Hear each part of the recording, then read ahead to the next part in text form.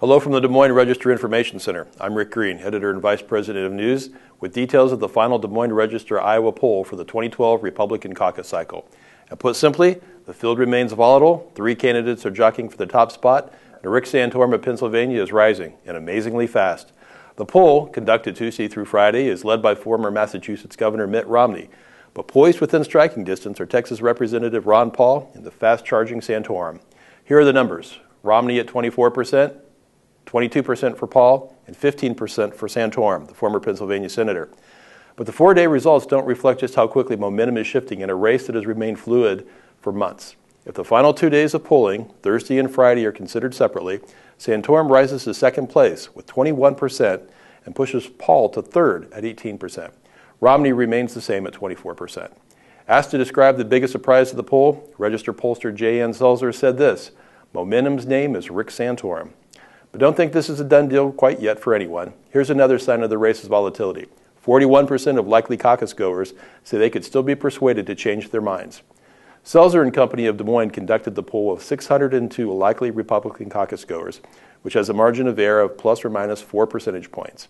In the final 2 days of polling, 302 likely caucus goers were interviewed, with a margin of error of 5.6%. Rounding out the field and results from the full 4-day poll, former U.S. House Speaker Newt Gingrich was at 12%, Texas Governor Rick Perry stood at 11%, and Minnesota Congresswoman Michelle Bachmann was last at 7%.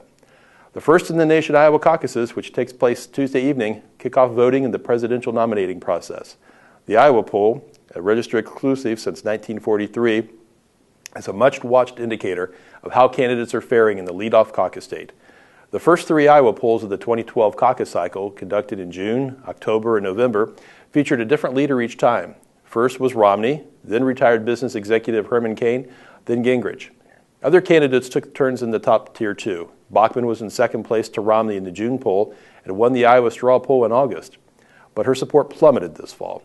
Gingrich surged to the lead with 25% in the late November poll, but slid to 12% in the new poll. Now, it's Santorum's turn to rocket to the top tier. He has campaigned in Iowa more than any other candidate, stumping the state more than 100 days and conducting more than 300 events since the last presidential election. According to the Register's poll, all that time in Iowa must mean something.